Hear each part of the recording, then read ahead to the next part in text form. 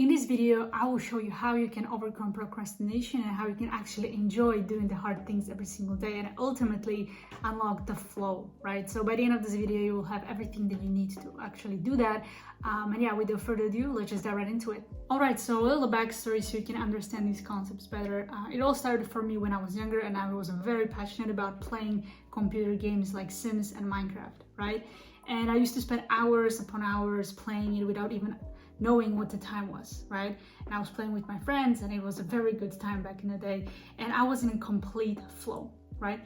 Later, when I was 15, I discovered my passion for screenwriting and filmmaking in general. I was doing some freelancing on photography as well as videography back in the day. But I was working for years on writing scripts and making short movies. And as I was doing that, again, I was in complete flow. Then when I was 16, I started to go to the gym, right? That was the age where I was really interested in fitness and nutrition, and I absolutely fell in love with it. I was crazy consistent and in the flow again all the time. I never missed a day and I was very passionate about it, right? And I was excited to show up and lift heavy and make progress. And lastly, around that time, I discovered also self-development. I started to read a book a week and I started to really educate myself about all of these concepts around time management, productivity, peak performance, high performance, all of that, right? And I was, again, very passionate about it and engaged in what I was learning. And the main point why I'm telling you all of this is because those activities came easy to me. They're very easy to do and I was able to stay consistent and never procrastinating on them, right? But here it gets interesting.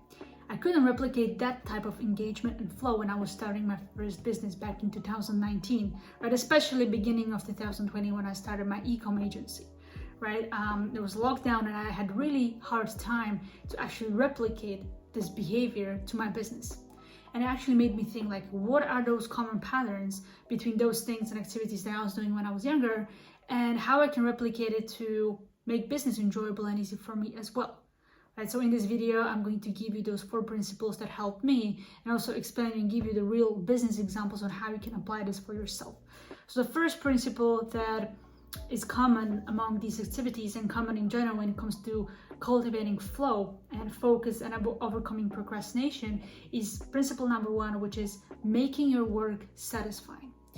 So any work that is satisfying has 2 things in common, right? It has a certain goal and an impact it can make. So with video games, when I was playing Minecraft, maybe some of you did as well, you know that you can build stuff, you do a survival mode and you can, make sure that you survive. Like that's your number 1 goal. For me, it was building things. That was my goal. And the impact was building a village, for example, right?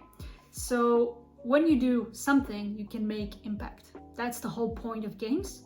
And that's the whole point of activities that we do in our business as well.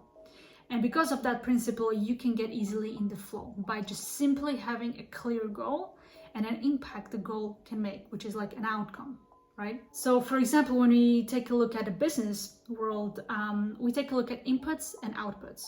Outputs we cannot really control. These are the things like how many sales calls you connected or meetings you've booked if you are in an online world, or maybe how many sales you made. These are the things that are out of your control. But what is in your control are your inputs. You can gamify them, which really helps with the flow and motivation to do those things and overcoming procrastination in general. So for example, making ads, right? Or doing a product page or prospecting or cold calling or whatever that might be for you and your specific industry as an entrepreneur. And to make it better and to make it in some sort of gamifying effect is to track it and measure it. Like tracking every person you reach out, tracking every ad you create, right? You keep score. What I do and what we have also for our clients at FlowZone is that we create progress trackers. So every time you tick off a task, you see a visual representation of a progress you've made, like the percentage, as well as the bar that keeps you going and keeps your eyes on the score. When I was doing outreach, I used to tick off I used to have a Google sheet and with the boxes, and whenever I reached out to a person, I take the box off, and I was continuing and doing this 100 times every single day, and I was really excited to do that. So this is something you can do for yourself. List out all the inputs that you do in your business and find how you can gamify this task and this experience. So reserve your judgment. You won't have immediate feedback. Do your daily inputs without expecting anything in return, because what you do today will be reflected in a couple of weeks, couple of months, couple of years in the future, just like where you're right now. What you've done in the past is the exact result of where you are today, right? So make sure that you keep that in mind. Principle number 2 are small improvements. So incremental 1% improvements every single day really keeps you going and really gives you that motivation to push every single day. So if you look at games, many games have characters that you can level up. The more points and money you get, the more you can upgrade the character, right? And when I was going to the gym, I noticed that every week I was lifting more. My endurance and strength got better, and that really kept me going because I could see visually how I was making progress in the gym, right? And I knew that next week, if I continue doing this, if I stay consistent, I can lift more, or I can run faster, or I can run longer, right? If that makes sense. So seeing results from your work and small improvements every single day will help you get in the flow state easier and also help with the motivation and drive. So when it comes to business, you can measure your sleep to ensure where you can improve. You can measure your deep work and the hours that you're working so you can track it and then see where you can improve. The same with your inputs, right? The same with your diet, with your workouts. You have to measure something in order for it to improve. So make sure that you always keep this principle in mind. Principle number 3, accountability and collaboration with other people. So establishing bond with other people is very important because we're social beings and sometimes we crave the social interaction between people, and that factor really keeps us going. So why this is important is because when you take accountability, for example, there are too many people who have the same goal and they strive towards that goal together. So social connection and having an accountability partner helps you get in the flow easier, helps you sustain that work, and that helps you keep motivated and on track and consistent because you're not alone. And there is someone on the other hand holding you accountable and expecting good things from you.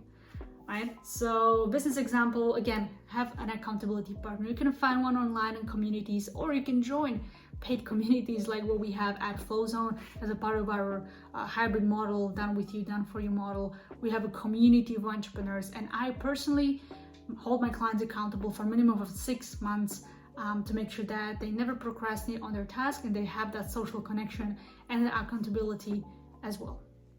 So that brings us to the last principle, which is having vision and a reason why you do things.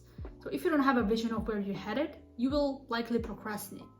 If you don't have a reason why that is bigger than you, you will never get motivated to work because you don't really have a reason why you should keep pushing. You don't have a reason why you should be going through this painful, boring, mundane activities every single day, like some of the inputs that you currently may have in your business. Right? So that's why having a strong vision as well as purpose in life does a lot and can do a lot. Knowing for what or maybe for whom you're fighting for can become a very strong force. So for example, craft a 1-year vision. Or if 1 year or 5 year or 10-year vision is too much for you, craft a 90-day vision, right? Be clear on what you want and what you want to achieve and why you want to achieve that. And also define your mission and purpose in life. Again, that's what we help at FlowZone as well, because doing something that you hate just for the sake of making money with it, it's not good direction in life. My client Roshan, when he came to me for the first time, he was running an e-com agency, but he absolutely hated it. And he wasn't seeing great results with it. But once we sat down and we really brainstormed ways of what he can actually do that will give him purpose in life, he found a different business that he's passionate about, and he can actually be excited every single day to work on the business. And in the first 30 days, he made around 8K, right? And right after that, he made his first 10K month, right? So as you can see, it is really important to have purpose in life and really work on things that you're passionate and curious about. That is really important. So that concludes this video. If you like this video, make sure that you subscribe, hit the thumbs up, and yeah, let me know in the comments what you think about all of these principles. And you can also let me know in the comments below if you ever experienced anything like that, or if you have experienced having these activities like I did when I was a kid, what those activities are for you. I would love to hear it. So yeah, thanks again for watching, and I'll see you in the next one.